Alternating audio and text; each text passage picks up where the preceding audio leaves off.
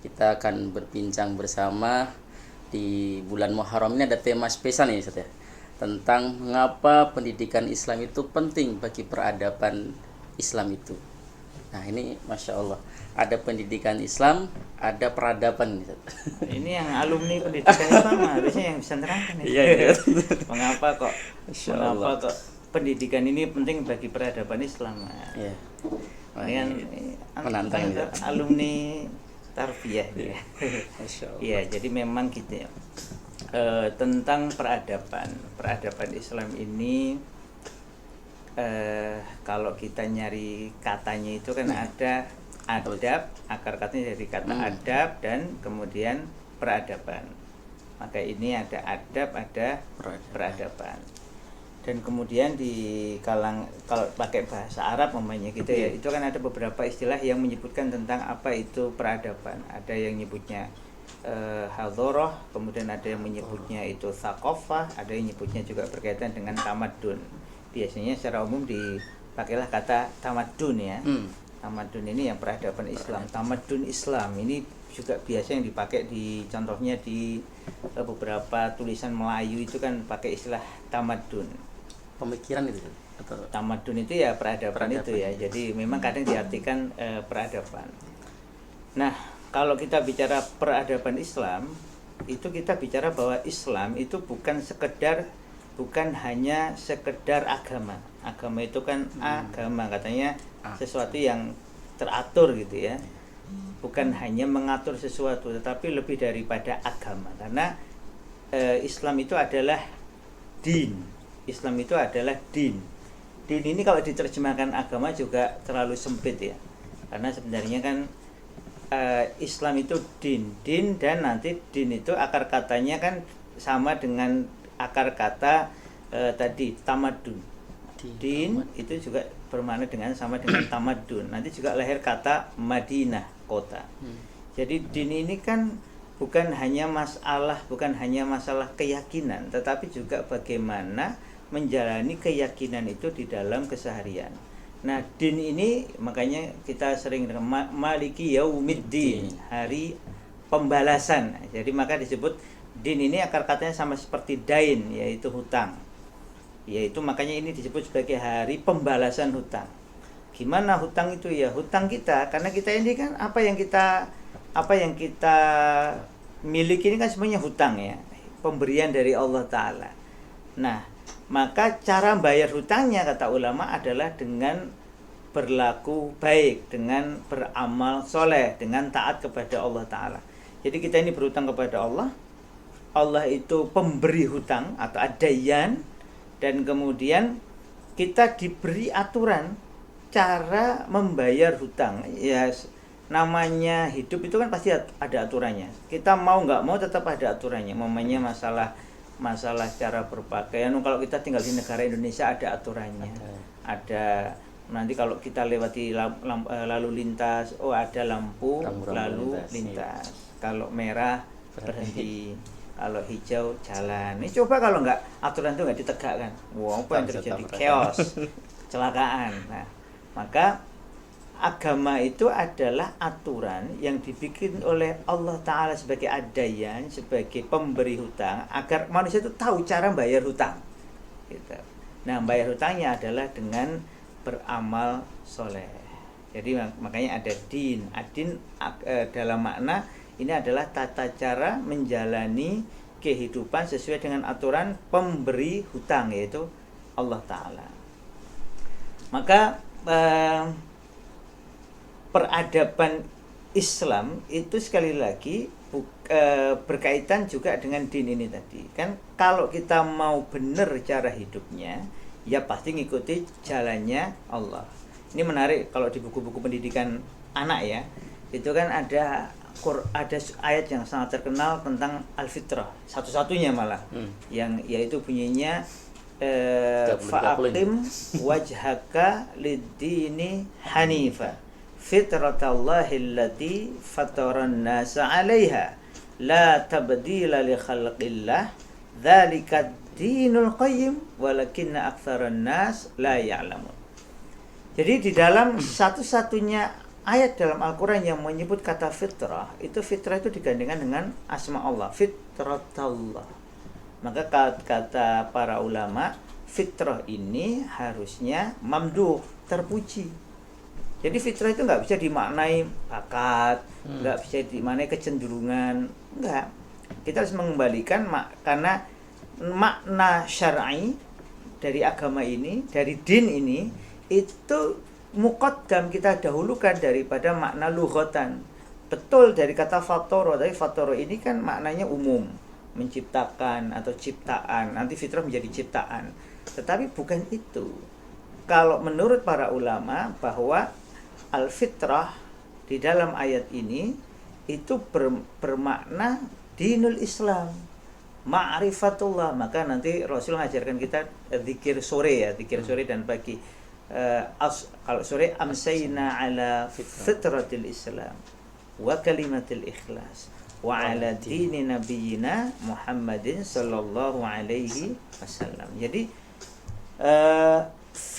al-fitrah itu adalah al-Islam, yaitu apa itu kalimatul ikhlas, yaitu din Muhammad din yang dibawa oleh Rasulullah sallallahu alaihi wasallam, millahnya Ibrahim alaihissalam. Nah, ini makna al-fitrah.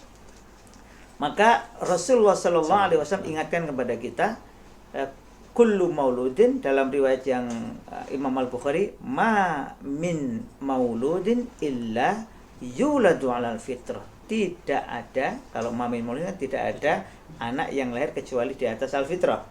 Sedangkan kalau pakai kullu mauludin, setiap yang lahir dilahirkan di atas al-fitrah. Jadi al-fitrah itu apa? Kata Imam Al-Bukhari adalah dinul Islam, agama Islam ini. Ya, bukan agama ya, dinul Islam. Karena kalau diartikan agama itu jadi kurang lengkap ya, dinul Islam. Maka agama lagi ya, Islam ini adalah din yang dia diatur, cara bayar hutang kepada itu diatur sesuai dengan pemberi hutang. Nggak bisa kemudian kita ngarang sendiri, loh ini miliknya Allah. Maka Allah itu Rabbul Alamin, Allah itu Rabb semesta alam ini. Yang mengatur hukum itu Allah. Kita nggak bisa membuat hukum menentang Allah, itu nggak bisa. Pasti nanti kena hukuman dari Allah. Makanya disebut Yaumuddin atau hari pembalasan. Nah, orang itu kalau mau menjalani hidup dengan benar, dengan baik, dengan tentram dan tenang dalam makna yang mulia, dapat kebaikan dunia dan akhirat, maka dia harus menjalani hidup ini sesuai dengan fitrahnya, sesuai dengan Islam tadi itu, aturannya itu ya. sesuai dengan apa yang telah digariskan oleh Allah Ta'ala. Jadi kalau kita ngikuti aturan Allah, itu sesuai dengan fitrah kita. Fitrah itu kan tadi ya, dinul Islam tadi itu. Ada yang fitrah perempuan itu kan? Maksudnya gimana? Kan ada yang fitrah perempuan, fitrah ibu, ya, itu kan enggak, itu kan fitrah perempuan beda dengan fitrah laki-laki. Itu ya enggak tepat. Atau fitrah apalagi fitrah bapak beda dengan fitrah ibu, enggak tepat. Karena fitrah ini kan sebenarnya sesuatu yang sifatnya khusus ya. Artinya ini dinul Islam yang setiap orang itu punya. Maka di dalam kitab Al-Fitrah Haqiqatuha wa Madzhabun Nas Fiha itu dijelaskan oleh penelitinya Dr. Ali Al-Qarni bahwa yang namanya Al-Fitrah ini erat kaitannya dengan Al-Mitsaq. Jadi di Quran disebutkan bahwa setiap ruh sebelum ditiupkan ke janin masing-masing, ke janin ibunya masing-masing, itu dikumpulkan di alam ruh. Ditanya oleh Allah Ta'ala, alastu bi rabbikum, apakah aku ini Rabb kalian? Kemudian para ruh ya, termasuk ruh kita semua menjawab, bala syahidna, ya Allah, kami bersaksi bahwa engkau adalah Rabb kami. Nah, ma'rifatullah ini yang sudah ditanamkan di dalam diri setiap orang dengan yang namanya kata al-fitrah. Sehingga al-fitrah itu ya memang ma'rifatullah dinul Islam ini. Tetapi ketika bayi lahir tidak serta-merta dia menguasai seluruh detailnya. Dia harus belajar gimana cara menjalankan Islam ini. Termasuk di dalamnya yaitu nanti ada namanya pendidikan. Makanya pendidikan sangat penting. Karena pendidikan ini menjamin orang itu bisa memahami agama dengan benar, menjalaninya dengan benar hingga dia wafat dalam kondisi ala hadzal ala hadhil fitrah wala tamutunna illa wa antum muslimun. Jadi ada din nanti katanya dengan tamadun. Maka tamadun adalah yang diartikan sebagai peradaban ya sebenarnya ya. Peradaban sendiri bahasa Arab itu. Tamadun ini adalah proses orang untuk menjalani din. Proses orang untuk membuat din ini hidup dalam keseharian. Bagaimana agar, makanya disebut tamadun, nanti melahirkan kata Madinah. Madinah itu adalah tempat di mana din itu dijalankan. Jadi bukan hanya sekedar kota atau kebudayaan, bukan, tetapi ini adalah tempat di mana nilai-nilai din itu dijalankan. Maka disebut sebagai Madinah. Kota Yathrib disebut oleh Rasulullah sebagai Al-Madinah Al-Munawwarah, yaitu tempat atau kota di mana din itu dijalankan. Maka kalau kita melihat ya dalam sejarah Islam ini, Madinah di zaman Rasulullah SAW itu menjalankan nilai-nilai Islam dari yang kecil, namanya sesuatu yang jaga fitrah, motong kuku, motong kumis, kemudian mencabut bulu ketiak dan beberapa yang lain. Itu kecil. Dan itu bagian dari menjaga din, bagian dari menjaga al-fitrah. Yang al-fitrah tadi maknanya adalah din itu sendiri. Sampai ke urusan berkeluarga, bagaimana memilih pasangan. Makanya kalau kita lihat di kitab-kitab pendidikan anak, itu perhatian awal sangat penting dalam mendidik anak adalah memilih pasangan. Jadi buku-buku pernikahan itu buku-buku pendidikan anak. Karena kalau cara kita menyiapkan pernikahan atau cara kita mengawali ya, jadi cara milih pasangan, kemudian nanti setelah itu cara kita ta'aruf dengan calon suami atau istri, setelah itu kemudian cara menjalankan pernikahan dan seterusnya, itu semua berkaitan dengan pendidikan anak. Karena Rasul mengatakan wanita dinikahi karena 4 perkara, karena cantiknya, karena hartanya, karena nasabnya, dan karena agamanya. Maka Rasul mengatakan fadfar bidzatiddin, maka pilihlah yang punya agama. Taribat yadak, kamu akan beruntung. Jadi ini nanti kalau di hadis yang lain berkaitan dengan anak, karena kita itu ketika menikahi lelaki ketika memilih pasangan itu sebenarnya dia sedang menyiapkan ibu untuk anak-anaknya, bukan sekedar istri bagi dia, enggak. Maka tadi fadfar bidzatiddin taribat yadak, kamu akan beruntung. Nah, jadi ada din, ada tamadun, proses menjalankan din tadi ini ya. Maka proses atau upaya menjalankan din inilah yang disebut sebagai peradaban dalam Islam. Walaupun sekali lagi adab dan peradaban sendiri juga dari bahasa Arab ya. Nah, dari kata apa? Sebagian ulama, contohnya kita temukan Syekh Najib Al-Attas itu mengatakan bahwa adab itu dari kata al-ma'dubah, hidangan. Jadi al-ma'dubah itu hidangan itu kan berkaitan dengan orang itu kalau datang ke jamuan makan, maka kita akan bisa melihat adabnya, cara dia makan, dia makannya berlebihan atau tidak, dia menghabiskan makanannya atau tidak, dia makannya sambil berdiri atau duduk, pakai tangan kiri atau tidak, kan seperti Rasul itu sedang makan bersama para sahabat, ngajak sahabat kecil namanya Umar bin Abi Salamah. Ini bukan Umar bin Khattab ya, Umar bin Abi Salamah. Jadi ini adalah anaknya Ummu Salamah, ayah, kan suaminya ini Abi Salamah sudah meninggal dunia. Maka ini dalam peliharaan Rasulullah Sallallahu Alaihi Wasallam. Ketika lagi makan bareng itu, Umar bin Abi Salamah kecil ini itu tangannya kemana-mana. Iya. Dan kemudian Rasul mengatakan, ya gulam samillah kul biyaminik kul mimma yalik. Jadi Rasul mengajarkan kepada Umar bin Abi Salamah kecil bagaimana adab makan. Hei nak, kalau makan baca bismillah. Kemudian makanlah dengan tangan kananmu, lalu ambillah yang dekat terlebih dulu. Jadi diajari cara makan yang benar itu gimana. Nah, ini kan adab. Jadi yang kecil ini nanti membangun peradaban. Maka adab-adab kecil, adab semua hal, dari urusan makanan, urusan nanti cara minum, urusan macam-macam, itu nanti melahirkan sesuatu peradaban yang besar. Kayak tatanan itu. Apa? Tatanan itu. Ya, tatanan itu bagian dari adab. Makanya gini, ada yang mengatakan bahwa peradaban itu adalah keyakinan yang dijalani setiap hari, atau yang dijalankan setiap hari. Jadi itu bukan semata-mata keyakinan, tetapi sesuatu yang diamalkan, dijalani setiap hari. Maka ada juga yang mengatakan bahwa peradaban itu adalah kombinasi ilmu, iman, dan amal.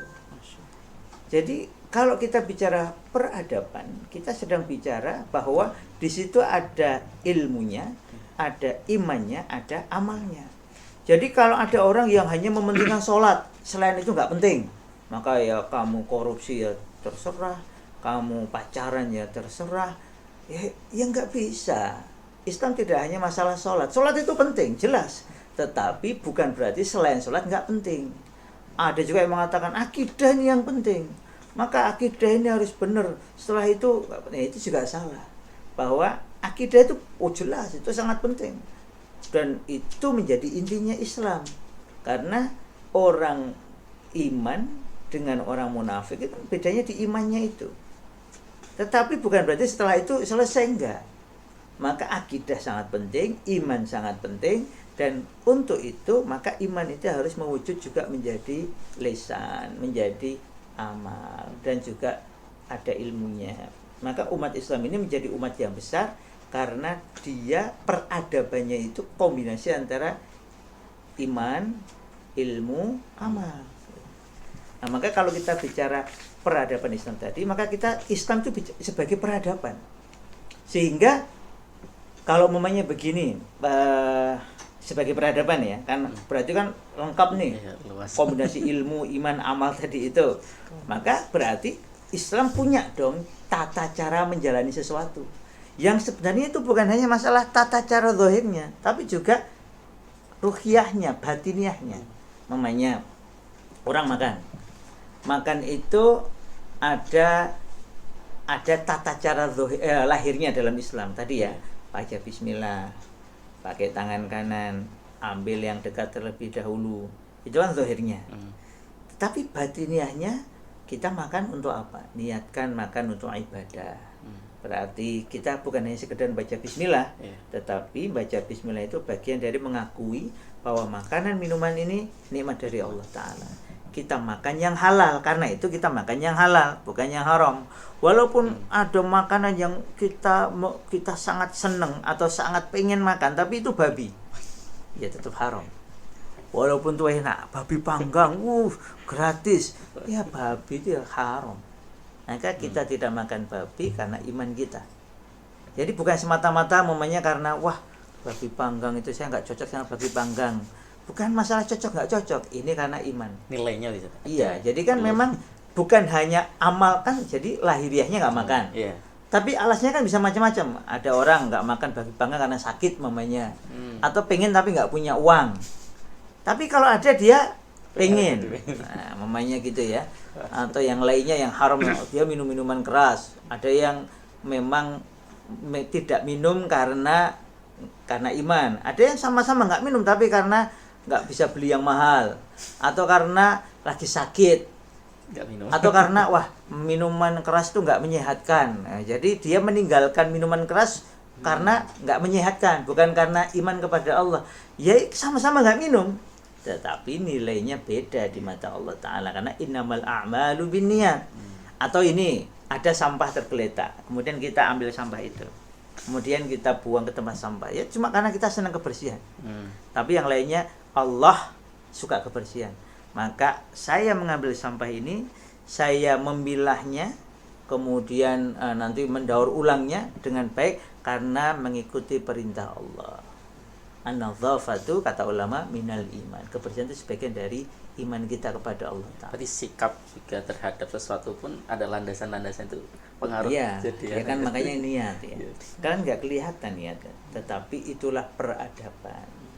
Gabungan atau kombinasi antara ilmu, iman dan amal. Jadi bukan hanya semata-mata amalnya, tapi kita ngerti ilmunya yang benar, tata caranya. Jadi kita melakukan sesuatu bukan semata-mata momennya ya karena bapak saya dulu melakukannya begitu, karena ibu saya dulu melakukannya begitu, tapi karena kita ngerti ilmunya. Momennya kita sholat, shollu kama ro'aitumuni usolli. Kita sholat itu bukan hanya sekedar gerakan zahirnya, bacaannya saja sholat, tetapi kita ngerti ilmunya. Oh, sholat yang benar itu gini, ini dalilnya, Rasul begini melakukannya. Kemudian kita melakukannya bukan karena orang lain, tapi karena ketaatan kepada Allah Ta'ala, iman. Jadi amalnya sholat, tapi sholat itu kita landasi dengan ilmu, dan kita menjalankannya dengan iman, karena iman. Beda. Sama seperti kita hari ini kumpul, kita zahirnya fisik ini duduk nih kayak gini nih, ya duduk. Ini ada buku-buku, nanti kita lihat beberapa ya, karena nanti ini judulnya kan, judul acara kita contohnya kan diambil dari ini ya, terinspirasi dari judul bukunya Prof. Hasan Langgulung ini, Pendidikan dan Peradaban Islam. Ini menarik untuk dikaji, cuma ya nanti kita icip-icip lah ya. Kemudian juga bukunya Prof. Hasan Langgulung itu banyak bukunya dan penting-penting ya, ini termasuk ini Manusia dan Pendidikan, karena beliau itu kan ahli psikologi pendidikan. S1, S2-nya seingat saya itu di Mesir, jadi beliau akrab dengan bahasa Arab, dan kemudian S3-nya di Amerika Serikat, akrab dengan bahasa Inggris. Jadi beliau itu menarik untuk dicermati kitab-kitabnya, buku-bukunya. Nah, selain itu kemarin juga sempat saya share, kita juga akan ngecek-ngecek nanti contohnya gini. Ini menarik untuk jadi bahan kajian, mengislamkan tanah Jawa. Ya, tulisannya Wiji Saksono, ini riset S1 zaman itu, zaman tahun berapa itu ya, zaman kita belum lahir mungkin ya, tahun kapan ini, tahun 80-an. Maka sebenarnya kedua ujiannya ditulis pada tahun 80-an atau tahun 96, malah katanya ini 60-an. Oh, yang benar 60-an, Masya Allah, 60 atau 80 ya. Nah, kemudian beliau itu menggunakan berbagai referensi. Ada yang referensi bahasa Indonesia, ada referensi bahasa Arab, ada referensi bahasa Inggris, ada referensi bahasa Jawa, ada referensi bahasa Belanda.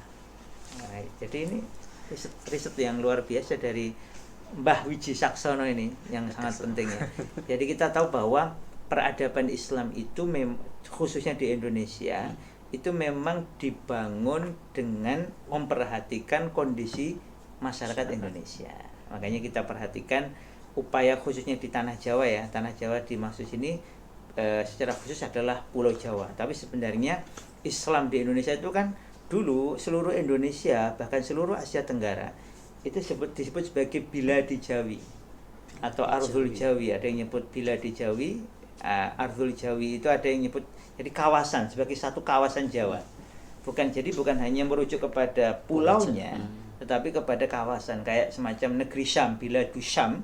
Itu kan bukan hanya Suriah sekarang, tapi juga ada Palestina di situ, ada Yordan, ada Yordania, ada Lebanon, ada sebagian kecil Mesir, ada sebagian kecil Turki. Ini disebut sebagai Biladus Syam. Nah, ini ada Biladi Jawi yang dulu itu merujuk kepada seluruh Asia Tenggara. Berarti bukan hanya Indonesia, tapi Malaysia, Singapura, Brunei Darussalam, Thailand Selatan, Filipina Selatan, itu semua dulu disebut sebagai Biladi Jawi, kawasan Jawa. Beda dengan Melayu gitu ya, Melayu Nusantara. Beda lagi kan istilah itu nanti beda-beda ya. Karena kan kalau ini kan merujuk kepada kawasan. Jadi geografisnya sama seperti negeri Syam itu kan, atau Biladi Syam itu kan nanti merujuk kepada kawasan yang sifatnya geografis. Nah, geografis ini kan berubah dengan waktu. Namanya sama seperti dulu ketika Hindia Belanda, mungkin namanya itu beda. nama-nama daerahnya atau kawasannya. Mungkin namanya sama, Sleman, tapi kawasannya itu beda. Begitu masuk Indonesia kan kawasannya berubah. Nanti ada pemekaran, apalagi ada pemekaran kampung menjadi desa macam-macam ya. Nah, ini yang apa namanya juga menarik. Tapi gini, kalau di mengislamkan tanah Jawa ini, kita akan melihat bahwa ini sekedaran aja. Biar nanti ada yang tertarik terus menggali lebih dalam gitu ya.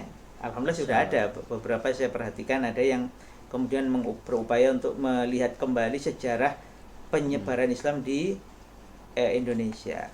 Mengislamkan tanah Jawa itu erat kaitannya dengan apa yang dilakukan, pendidikan yang dilakukan oleh para wali songo di tengah masyarakat, termasuk Sunan Ampel bikin pondok pesantren kecil awalnya di Ampel Denta, mendidik sekumpulan santri yang kemudian nanti berkembang menjadi dai-dai luar biasa yang kemudian ketika Majapahit runtuh, itu kemudian Islam ini kok siap untuk mengambil peran berikutnya. Maka muncullah nanti Demak Bintoro, muncullah Islam, kerajaan Islam Pajang dan seterusnya, sampai kemudian sekarang contohnya di Jogja ini kan kesultanannya kan Islam, Kesultanan Mataram Islam.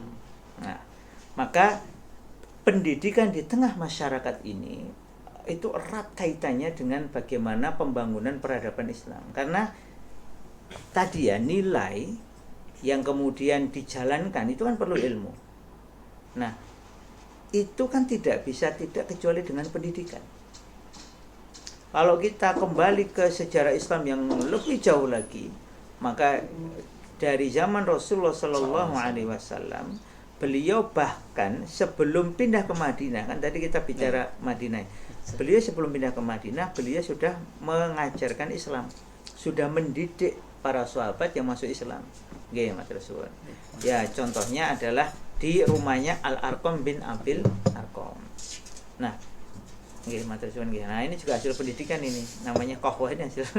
Karena ini ditemukan oleh santri, yang ngantarkan juga santri. Mas Rasul nih, Mas Arif ya. Jadi santri yang namanya Khalid, kalau di riwayat itu penemunya namanya santri Khalid. Nah, ini, alhamdulillah, ini kopi apa ini ya? Kayaknya nih kalau dari kremanya kok dan baunya ini Arabica ini ya. Arabica atau Excelsa ini ya. Sekarang itu sering minum Excelsa, jadi lama-lama ini baunya memang mendekati Arabica, efeknya mendekati Robusta. Bikin melek gitu ya.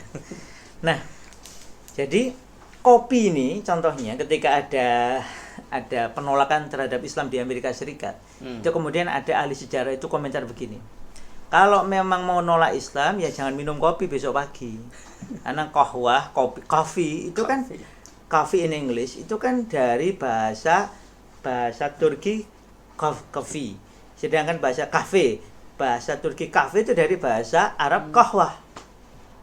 Jadi jangan minum kopi, guyonannya gitu. Saya membaca tweetnya itu, dulu namanya Twitter, sekarang namanya X ya. Itu kalau jangan minum kopi, nanti terus jangan apa lagi lah.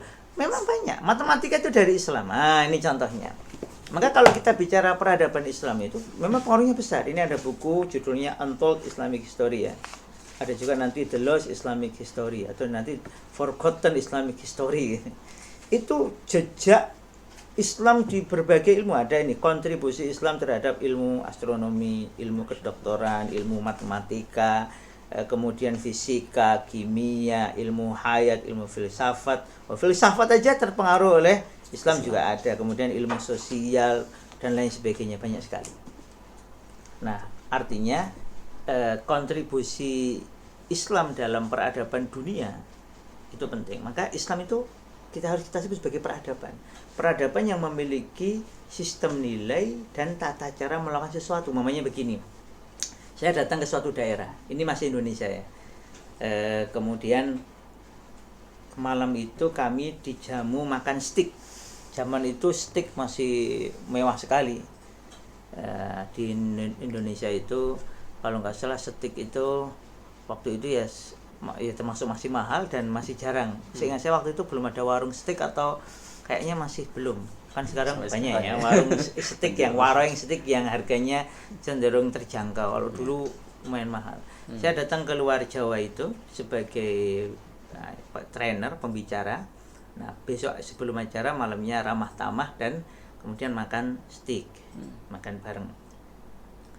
Nah, tata cara manner ya, table manner makan steak menurut Barat, peradaban Barat itu adalah ini pisau, ini garpu, steaknya diiris kecil, terus kita mohon maaf ya kalau bahasa kalau sana kan sudah pakai garpu nih, kemudian dimakan pakai tangan kiri. Itu kan table manner versi peradaban Barat. Lah kita kan Islam itu punya peradaban, punya tata cara tadi itu menjalani sesuatu dengan keyakinan kita. Bahkan itu ya ada ilmunya, ada imannya yang kemudian melahirkan amal. Jadi makan steak itu amal. Nah, makanya pakai ilmu dan iman. Jadi bukan hanya sekedar makan, tetapi ada tata caranya. Tata caranya itu pakai ilmu. Dan kita melakukannya itu karena iman. Kita makan dengan tadi itu diajari Rasul, baca bismillah, pakai tangan kanan. Maka saya potong semua.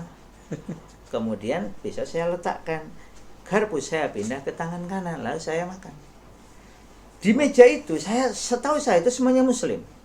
Tetapi mereka itu merasa aneh. Kenapa kok makannya, kalau dikomentari sehingga saya enggak cuma dari tatapan matanya, dari sikapnya itu kelihatan kalau kayak bilang gini, nggak tahu dia cara makan steak yang benar. Lalu maka saya paham orang Barat makanya begitu, enggak karena mereka punya peradaban, tapi Islam itu punya sistem ilmu, sistem ya keimanan tadi dan amal. Jadi kita makan steak itu ya membawa iman, pakai ilmu ya. Makanya saya pakai tangan kanan. Nah, itu contoh ya bahwa peradaban Islam itu berarti punya solusi atas segala sesuatu. Tata cara berpakaian juga ada. Makanya kemudian melahirkan nanti industri pakaian. Jadi dari bahannya, kemudian modelnya, nutup auratnya. Kan standarnya kan harus nutup aurat. Kalau laki-laki begini, perempuan begini. Maka modelnya itu bisa berkreativitas selama tidak melanggar aturan syariat. Kan jadilah ini sistem peradaban Islam untuk berpakaian. Makanya lahir pakaian-pakaian kayak gini nih kan. Kemudian ya tadi makanan, kuliner, kemudian sampai nanti sistem masyarakat, sampai bahkan negara. Makanya cara nikah saja. Cara nikah itu kan masing-masing peradaban mungkin punya tata cara menikah. Nah, Islam sebagai peradaban itu juga punya tata cara nikah. Nah, yang seperti ini kan harus dididikkan. Kan harus dididikkan. Tata cara makan yang benar kan harus dididikkan. Biar orang ngerti. Jadi bukan hanya orang itu ngelihat, tetapi orang tahu ilmunya dan kemudian penanaman akidahnya. Maka kata ulama, tugas utama pendidik adalah ghurusul aqidah as-sahihah wa taqwiyatul iman, menanamkan akidah yang benar dan kekuatan iman dalam diri para murid, dalam diri para siswa.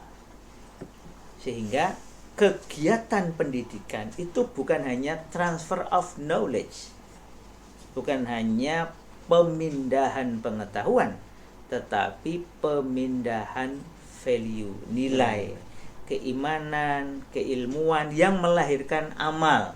Amal berdasar ilmu dan iman. Itulah yang disebut oleh Syekh Najib Al-Qatas sebagai peradaban. Jadi adab yang melahirkan peradaban itu ya kombinasi dari tiga hal tersebut. Bukan hanya, makanya ada juga teman saya bilang begini komentar. Jadi peradaban itu secara sederhana adalah menjalani apa yang kita yakini. Jadi kalau kita punya keyakinan, ya itu yang kita jalani. Nah, itu bukan hanya sekedar jalani, tetapi memang keyakinan yang dimiliki dengan ilmu. Fa'lam annahu la ilaha illallah. Maka Islam ini sangat mementingkan ilmu. Yarfa'illahu alladhina amanu minkum walladhina utul ilma darajat. Iman, ilmu, atau dalam versi yang tadi fa'lam annahu la ilaha, ilmu dulu, iman yang benar, kemudian amal. Itulah peradaban. Menarik. Dan kalau di istilah-istilah tadi sebutan istilah-istilah nih, istilah Arab ada tamadun. Kalau tadi sempat baca di pendidikan dan peradaban itu menyebutkan civilization. Ya, civilization itu kan sebenarnya bukan peradaban ya, tapi kan civil. Civil itu kan kayak kewarganegaraan. Jadi memang istilah itu pada awalnya kan tidak bicara tentang peradaban, walaupun memang akhirnya diartikan civilization, tapi kan civil itu kan kesipilan, kewarganegaraan, berkaitan dengan kewarganegaraan. Sedangkan peradaban yang dalam bahasa Arabnya sering disebut hadharah atau tamadun ya. Mungkin lebih tepatnya tamadun, karena kalau hadharah itu kan kayak ya kekinian ya. Kalau yang hadir sekarang ini, kalau bicara masalah tadi ya tamadun kan dari akar katanya sama dengan kata din. Dana ya dunua. Dana itu kan ada yang berkaitan dengan hutang tadi itu ya. Maka orang manusia itu yang dihutangi, sedangkan yang memberi hutang adalah Allah, maka kemudian Allah memberi aturan cara membayar hutang. Itu kan lebih masuk itu ya. Artinya kalau civilization sekali lagi itu kan tentang kewarganegaraan, walaupun diartikan peradaban, tapi kan tidak bisa menjangkau seluas makna tamadun tadi atau seluas makna peradaban. Karena peradaban sekali lagi bukan hanya masalah menjalani saja, tetapi menjalaninya dengan ilmu dan iman. Itu kan beda. Sama-sama membuang sampah, ada orang yang mungkin karena aturan negara maka dia membuang sampah, karena kalau dia nggak buang sampah dia kena denda. Atau karena kesadaran, tapi bukan karena iman ya, karena itu pendidikan, hasil pendidikan. Nah, tetapi kan dia jalaninya karena keyakinan bahwa bersih itu baik, titik. Nah, kalau Islam, bersih itu baik, bersih itu dicintai oleh Allah, kita melakukan ini, mengambil sampah, mengolahnya, mendaur ulangnya sehingga tidak merusak lingkungan, itu bagian dari taat kita kepada Allah. Nah, ini kan beda. Ada pahalanya. Iya. Dan kita memang mengharapkan ajrun minallah tadi. Selain kultur itu, setelah kultur. Ya, di beberapa buku itu agama, termasuk agama Islam, itu dimasukkan sebagai bagian dari kultur atau budaya. Tetapi kan budaya itu kan sebagian mengatakan budidaya manusia. Itu kayak hasil pemikiran manusia. Lah agama, din itu kan bukan bikinan manusia. Itu kan ketetapan Allah, aturan dari Allah, sistemnya Allah untuk manusia. Agar manusia itu kalau mau hidup bahagia, selamat dunia dan akhirat, dia harus mau meniti jalan din itu tadi. Maka din kalau diartikan agama itu budaya, ya kurang luas. Karena budaya itu kan sekedar apalagi kalau kemudian diartikan budidaya, hasil budidayanya manusia. Agar manusia itu berbudi dan berdaya, maka dia menggunakan budaya, kan nggak pas. Makanya ada yang mengatakan bahwa Islam itu bagian dari kebudayaan. Oh tidak. Islam itu din dan peradaban. Maka Islam itu adalah tadi ya, serangkaian sistem nilai tentang ilmu, iman, amal, dan itu kita jalani setiap hari. Jadi kebayang ya. Jadi kebayang besarnya peradaban Islam itu berkaitan dengan kesungguhan muslimin mendidik. Pentingnya kan perlu ditransfer nih. Jadi Allah sudah memberikan bekal namanya al-fitrah. Al-fitrah. Al-fitrah adalah pengenalan manusia kepada Allah, ma'rifatullah, yang disebut dinul Islam itu. Tapi untuk memahami detail-detail tentang bagaimana menjalankan Islam itu perlu pendidikan. Tapi ingat, Allah sudah beri bekalnya. Ma min mauludin illa yuladu ala fitrah.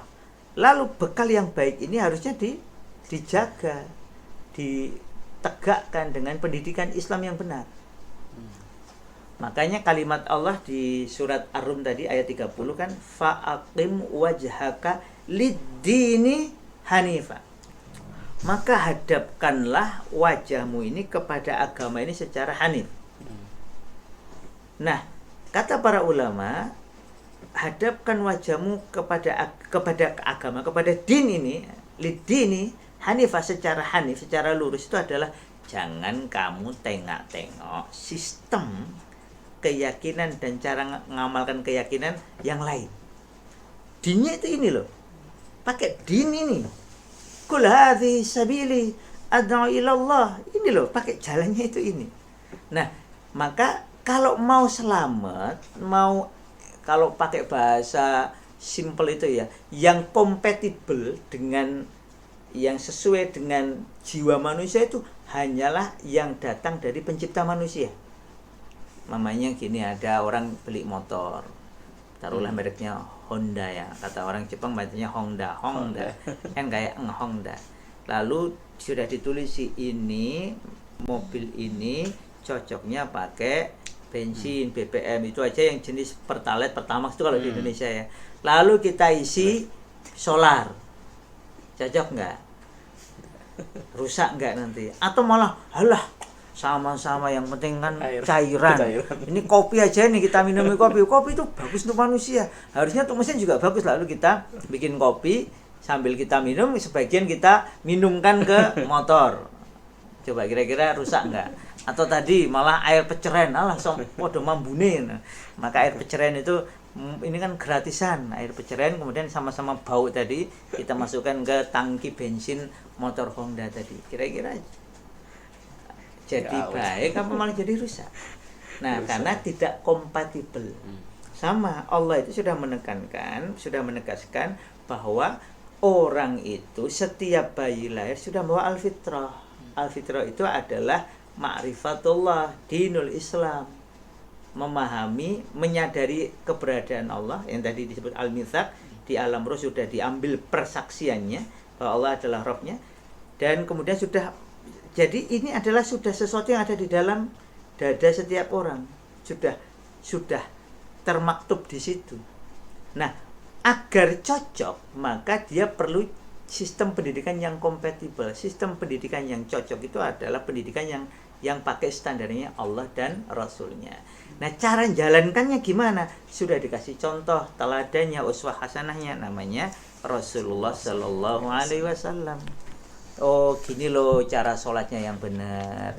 Oh, gini loh cara puasa yang benar. Oh, gini loh cara manasik haji, itu yang zahir ya. Sampai gini loh keimanan yang benar itu iman kepada Allah, ini caranya begini. Iman kepada malaikat, iman kepada, itu sudah Rasul contohkan. Jadi sahabat tuh lihat. Nah, kemudian sahabat mengajarkannya kepada, mendidikannya kepada tabi'in terus, tabi'in ke tabi'in terus sampai sekarang, sampai kita.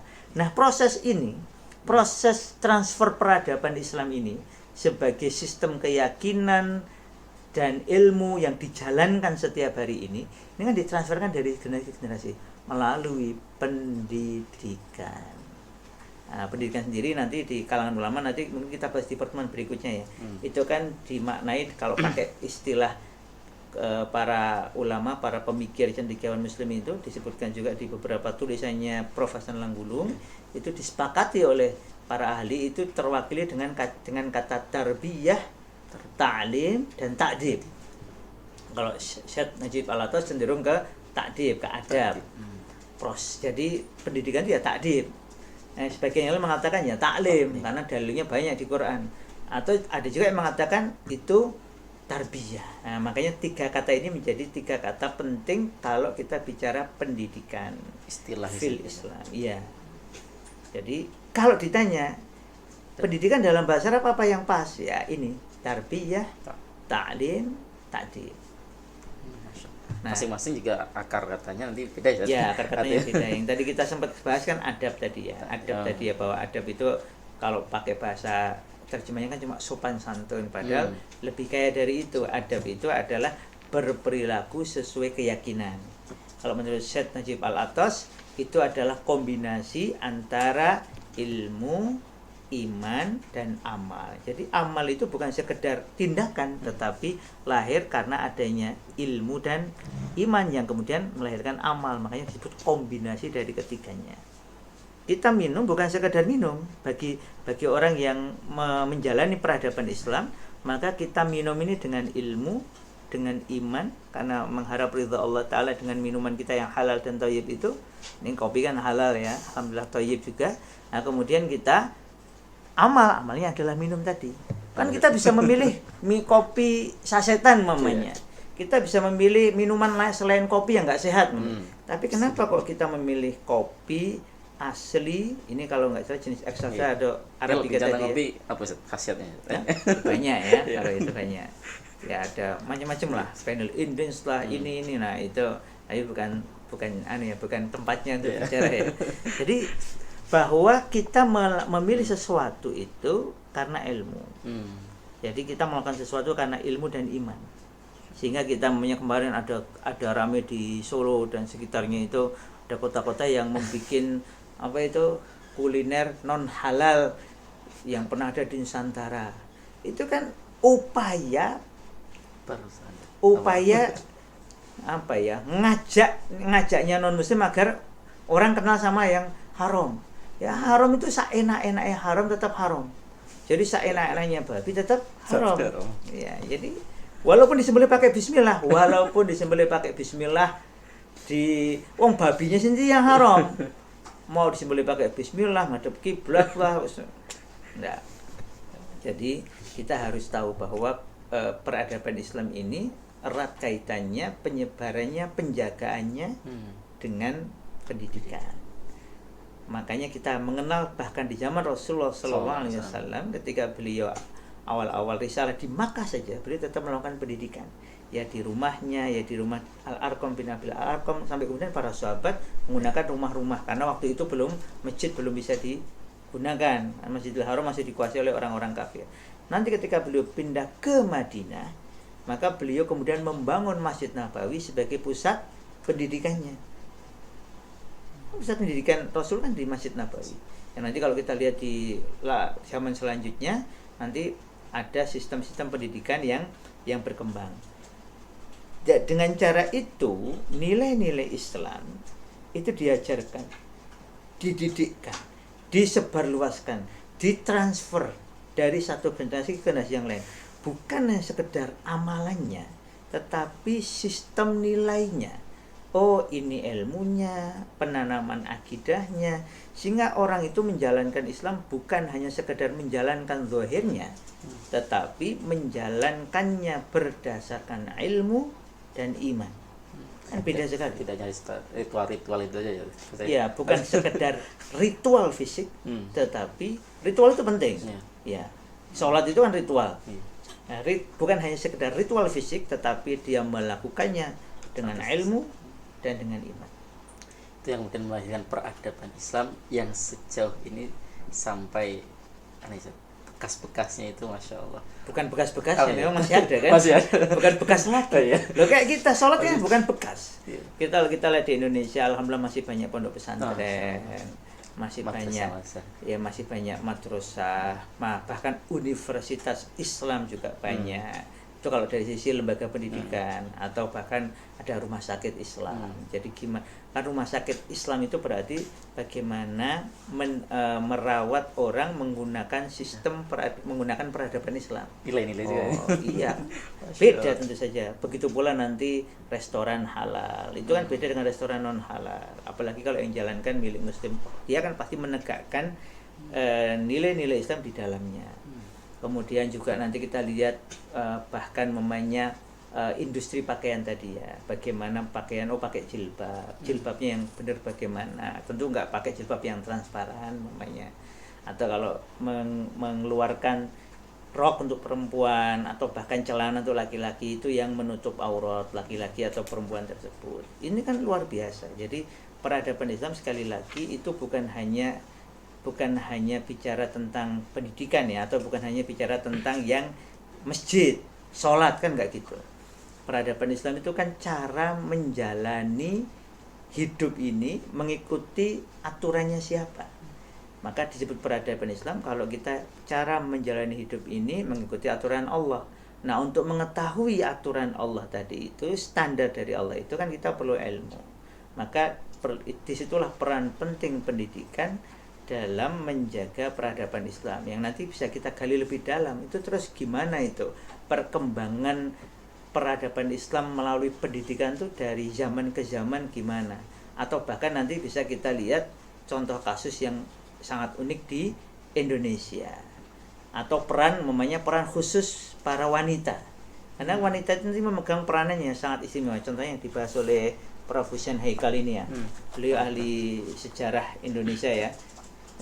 Itu beliau nulis wanita dalam pembinaan karakter bangsa. Jadi peran wanita ini sangat krusial, sangat penting, dan itu memang sudah ditunjukkan oleh Allah dan Rasulnya dalam ayat-ayat Quran, dalam hadis, bahwa wanita ini seperti tadi Rasul katakan, fadfar bidzatiddin, kalau milih pasangan untuk jadi istri dan calon ibunya anak-anak, itu pilihlah yang punya agama.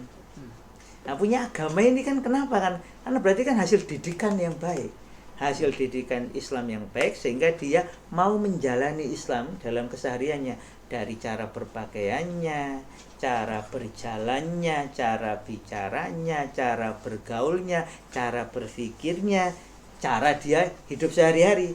Maka ketika seorang gadis ini yang kemudian menikah nanti jadi istri, dia menjadi istri yang solihah. Ketika dia jadi ibu, bagi anak-anaknya dia jadi ibu yang solihah, didik anaknya dengan cara yang benar. Nah, ini kan proses pendidikan, iya kan? Jadi peradaban nanti. Iya. Masya Allah. Makanya ingat, apa peradaban tadi? Kombinasi ilmu, iman, dan amal. Gitu. Iya, Ustaz. Masya Allah. Ini udah sampai sesi tanya jawab nih. Ini ada pertanyaan saya bacakan. Ini pertanyaan dari audiens, dari peserta yang menyimak melalui Zoom. Dimulai dari manakah nilai-nilai dari peradaban Islam dapat diimplementasikan di bahasanya implementasikan ya. Dimulai dari manakah? Ya, dimulai dari diri sendiri, tentu saja ya. Rasulullah Shallallahu Alaihi Wasallam itu memulainya dari diri sendiri. Artinya ketika turun ayat Iqra, beliau kan memang ditakdirkan Allah ummi ya, tidak bisa membaca dan menulis. Maka beliau menjawab ketika diperintah oleh Jibril. Jibril sebenarnya membacakan ayat ya, Iqra. Ma ana biqari, kata Rasul. Saya ini tidak bisa membaca, sampai disebutkan 3 kali ya, dipeluk, kemudian dilepas, Iqra lagi sampai 3 kali, sampai kemudian beliau menjawab ma ana biqari. Lalu Jibril alaihissalam membacakan ayatnya, Iqra bismi rabbikal ladzi khalaq. Khalaqal insana min 'alaq, Iqra wa rabbukal akram alladzi 'allama bil qalam 'allamal insana ma lam ya'lam. Jadi mulai dari diri sendiri. Mulai dari diri sendiri berusaha menerapkan ya. Implementasikan berarti menerapkan nilai-nilai Islam itu sejauh kemampuan kita. Prinsip dasarnya begini, sesuatu yang wajib laksanakan. Wajib, sesuatu yang diperintahkan itu laksanakan sebaik-baiknya. Sedangkan kalau itu larangan, tinggalkan. Nah, jadi prinsipnya kan gitu. Kalau ada perintah, laksanakan. Kalau ada larangan, tinggalkan. Nah, untuk mengetahui mana perintah, hukumnya wajib, sunnah, atau mana larangan, hukumnya makruh sampai haram, itu kan kita perlu belajar. Nah, maka untuk itulah, untuk membantu kita bisa menilai mana yang halal, mana yang haram, itu kita harus mendidik diri sendiri. Seperti yang Allah perintahkan, ya ayyuhalladzina amanu qu anfusakum wa ahlikum nar, jagalah dirimu, diri sendiri dulu. Kemudian setelah itu wa ahlikum, yaitu kalau bicara ahlikum ini kan ketika seorang suami itu kemudian mendidik istri dan anak-anaknya. Nah, kalau anak sekarang ya diri sendiri, dan kemudian nanti mamanya nih kalau ada yang santri atau ada yang belum menikah kemudian masih tinggal dengan keluarganya, ya kemudian ikut mendidik keluarganya. Tentu dengan cara yang diajarkan oleh Allah, bukan dengan nyalah-nyalah, oh bapak ini kafir ini karena begini, ya enggak begitu. Karena kita diajarkan oleh Al-Quran, enggak begitu cara bicara kepada orang tua. Sebagaimana Ibrahim alaihissalam sudah ngajarkan kepada kita bahwa kalau bicara sama orang tua, meskipun orang tua salah, itu pakai yang lembut. Ya abadi, wahai ayahku tercinta, dengan bahasa yang santun, dengan kata-kata yang baik. Kalau diajak maksiat nggak mau. Ini kalau posisi anak ya. Tetapi di saat yang sama kita berusaha untuk mengajak kebaikan kepada orang lain, khususnya orang tua kita. Jadi nanti ada ilmu tentang dakwah di situ. Jadi karena ini peradaban Islam ini sempurna, masya Allah, semuanya ada aturan yang sangat lengkap dan baik. Termasuk ngajak orang, dakwah itu juga ada tata caranya. Begitu ya. Allah alam bisawab. Mungkin ada yang mau ditanyakan langsung dari peserta, boleh misalnya mic-nya mau dinyalakan. Bang Ustadz, ini nyicipi kopi. Ya, ya. Ini ada pertanyaan mana Mas Wati? Oh iya.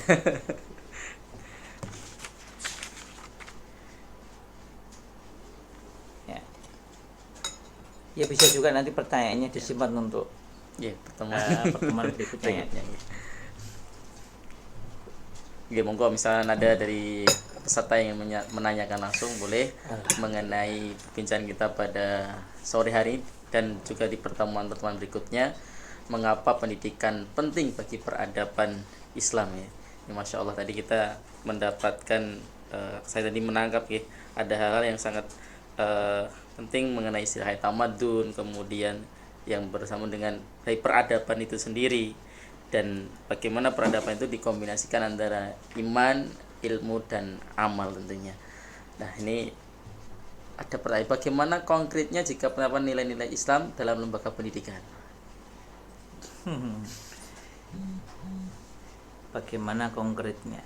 Ya kalau di lembaga pendidikan itu kan ini ya, kita jadi begini, kerangka pendidikan Islam ini karena lembaga ya, kerangka lembaga pendidikan Islam itu zahirnya bisa sama dengan kerangka pendidikan atau lembaga pendidikan non Islam, tetapi sebenarnya ada pokok-pokok yang membedakan. Contohnya dasarnya lembaga pendidikan Islam dalam menjalankan pendidikan tentulah beda dengan dasar lembaga pendidikan non Islam.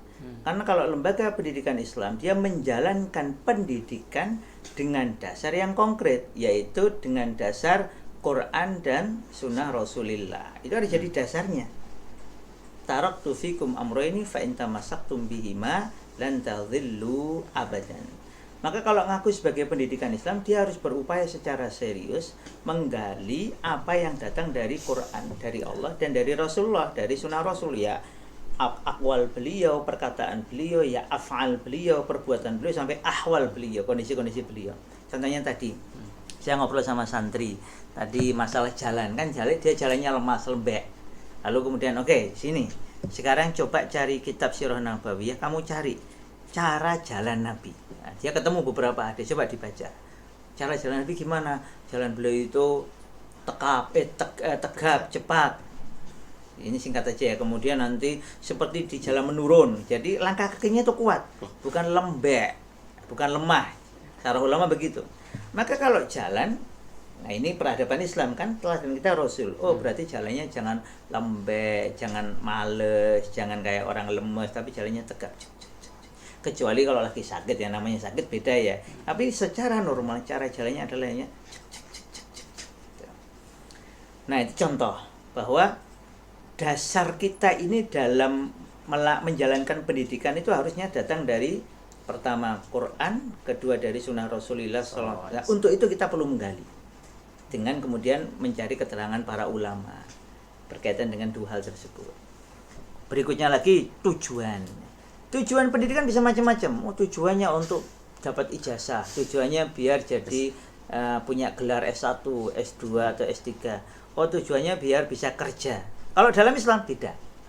Tujuan pendidikan Islam adalah meraih ridha Allah Ta'ala, mendidik para murid, para santri, para siswa ini untuk mau menjadi hambanya Allah, beribadah semata kepada Allah. Jadi dia jadi dokter untuk beribadah kepada Allah. Jadi psikolog, jadi pendidik, jadi pengusaha, jadi ekonom, jadi apapun itu dalam rangka li'ilai kalimatillah, menaikkan kalimat Allah, liya'budun, untuk beribadah kepada Allah. Jadi itu ditanamkan betul ke dalam diri. Jadi apapun terserah selama itu baik dan Allah Ta'ala ridhoi. Nah itu tujuan. Nah, nanti ada lagi sekitar, kan itu ada, kalau di kerangka pokok itu ada minimal 20 perbedaan. Nah ini menjadi pembeda, dan itu memang harus diterapkan betul-betul. Jadi makanya kurikulum lembaga pendidikan Islam itu kan tentulah Boleh dia ngambil dari berbagai teori, boleh, selama itu tidak bertentangan dengan Quran dan Sunnah Rasulullah Sallallahu Alaihi Wasallam. Nah, berarti penerapannya itu dari hal yang paling mendasar, termasuk cara menyiapkan pendidiknya. Jadi pendidiknya itu bukan yang diajari untuk nyari dunia, tapi yang ditanamkan adalah bahwa ini amal soleh, ini adalah mendidik orang. Kalau kamu ngajak orang menjadi baik, maka kamu akan mendapatkan pahala orang-orang yang mengikutimu dalam amal soleh itu. Jadi penanam makanya ini contohnya saya lupa, bukan di sini ya, tapi Hasan Langgulung juga di Pendidikan Islam abad ke-21. Jadi contoh cara nyari guru itu kan 3 kriteria utamanya. Yang paling pertama kata beliau itu adalah komitmen kepada Islam. Kalau lembaga pendidikan Islam, maka yang pertama ini, dia punya komitmen nggak kepada Islam. Berarti kan dia komitmen kepada Islam itu kan berarti dia menetapi atau dia berjanji kepada diri sendiri untuk menjalankan nilai-nilai Islam, dan itu nggak ada urusannya sama orang lain. Mau dia bersama orang lain, mau dia bersama dengan dirinya sendiri, mau di tempat sunyi, di tempat ramai, dia pokoknya saya ini muslim, saya akan jalani Islam ini sebaik-baiknya, karena dia yakin Allah melihatnya. Nah, ini contoh kan, pendidiknya udah beda. Maka ini kata Hasan Langgulung adalah yang pertama harus dijadikan standar kriteria, baru nanti kemudian bukan hanya itu, maka kalau dia pendidik ya dia harus punya kemampuan akademik, dia juga nanti punya kesehatan jasmani. Masuk ngajar sentrup sakit-sakitan ya. Nah, ini contoh. Nanti anak didiknya, belum nanti yang lain. Tapi prinsipnya adalah tadi minimal di 3 ini tadi ya, bahwa dasarnya itu dari Quran dan Sunnah Rasul. Tujuannya untuk meraih ridha Allah, mendidik mereka menjadi hamba-hamba yang siap beribadah kepada Allah di bidang apapun yang mereka geluti.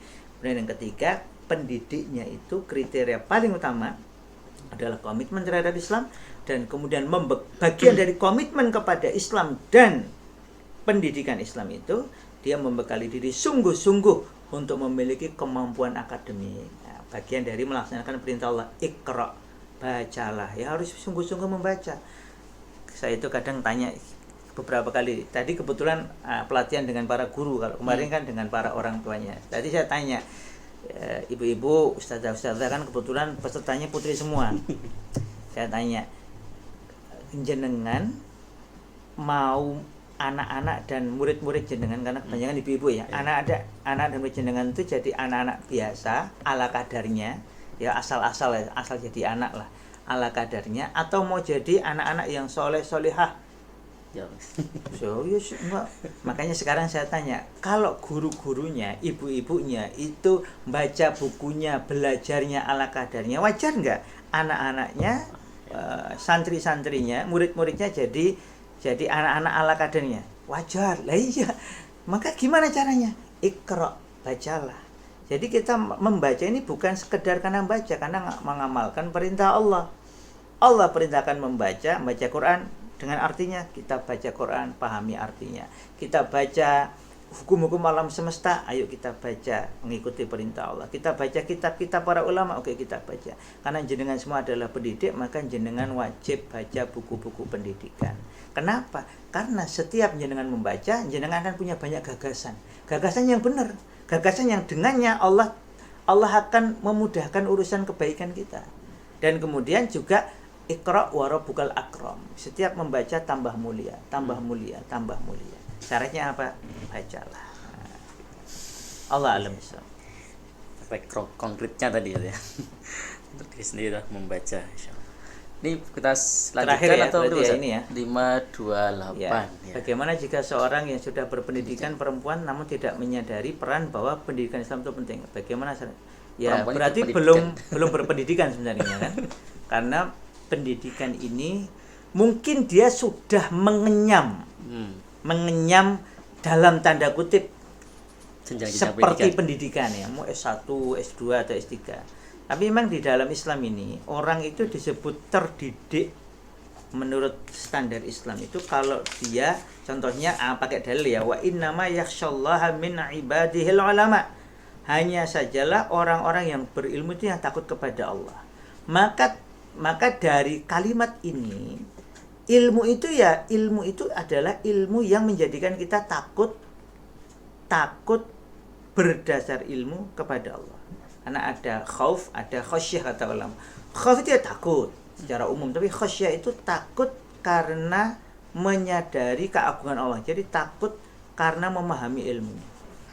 Maka kalau ada orang pendidikannya dalam tanda kutip tinggi, pasti itu pendidikan dalam makna yang tidak islami ya. Karena kalau dalam makna islami, orang semakin terdidik, makin bertambah ilmunya, makin kuat khasyahnya kepada Allah Ta'ala. Dan khasyah itu yang akan membimbingnya untuk melakukan pilihan-pilihan yang Allah Ta'ala ridhoi. Nah, sehingga kalau begitu bagaimana? Ya berarti perempuan ini, entah dia sudah menikah atau belum, itu perlu diajak untuk mengakrabi, mendalami apa yang datang dari Islam ini. Karena Rasulullah Shallallahu Alaihi Wasallam bersabda, "Wa man yuridillahu bihi khairan yufaqihu fiddin." Jadi orang itu kalau mau Allah inginkan jadi khair, baik atau yang paling baik, maka Allah akan jadikan dia itu mau mendalami agama. Jadi ini yang namanya terdidik sesungguhnya. Karena terdidik itu, sekali lagi kalau dalam Islam itu bicara tarbiyah, orang itu dididik syai'an fa syai'an, kata Syekh Suwaid itu syai'an fa syai'an, sedikit demi sedikit sampai dia mau memegang teguh nilai-nilai Islam. Itu maknanya pendidikan itu. Nah, berarti ketika orang itu dididik untuk tidak memegangi Islam, itu sebenarnya bukan pendidikan. Ya itu mungkin pengajaran, bahkan kalau nggak hati-hati itu penyimpangan dari apa yang seharusnya dimiliki sebagai orang beriman. Allah a'lam bishawab. Jazakumullah khair kesempatan yang telah bersama kita pada sore hari ini. Belum dijawab semuanya ya. Insyaallah kita simpan untuk pertemuan berikutnya ya Ustaz. Insyaallah masih tentang pendidikan. Ya, nanti mungkin di pertemuan berikutnya kita akan menggali lebih dalam apa itu makna pendidikan dalam Islam. Sehingga karena itu kan erat katanya dengan peran penting pendidikan untuk membangun peradaban Islam. Sehingga memang pendidikan yang kita maksud adalah pendidikan menurut Islam, bukan pendidikan menurut kafir. Karena kita yakin, gini ya, untuk mengakhiri ini, kita yakin Islam itu peradaban, sehingga punya solusi atas berbagai permasalahan. Termasuk ketika bicara pendidikan, Islam pasti punya sistem pendidikannya yang itu amat berbeda. Bahkan tadi ada satu kitab itu mengumpulkan 20 karakter pokok pendidikan Islam yang itu berbeda dengan non-Islam. Wah, kan luar biasa. Tadi kita baru nyebut 3 ya tadi ya. Berarti kan masih ada 7. Tapi itu kapan-kapan itu pembahasannya. Tapi nanti kita akan bahas. Jadi pendidikan dalam Islam itu apa? Insya Allah di pekan berikutnya. Alhamdulillah. Jazakumullah khair. Dan alhamdulillah pada kesempatan kali ini untuk peserta dan teman-teman yang mengikuti melalui Zoom, ada tadi Tupirko, ada Mas Haikal, hamba Allah Pondok Asram Putri, dan juga Budian atau Mbak Dian ya telah mengikuti dari awal tadi. Semoga Allah Ta'ala berikan berkahan, rahmat, ilmu yang semoga kita bisa memahaminya dan insya Allah untuk mengamalkannya. Ya, terima kasih, jazakumullah khair pada semuanya, dan mohon maaf atas segala kekurangannya. Mari kita tutup bersama untuk pertemuan sore hari ini dengan baca alhamdulillah dan doa penutup majelis. Alhamdulillahirabbil alamin, subhanakallahumma bihamdika asyhadu an la ilaha illa anta astaghfiruka wa atubu ilaik. Saya mohon maaf dalam bersamai atau moderatori pada kesempatan kali ini ada kekurangannya.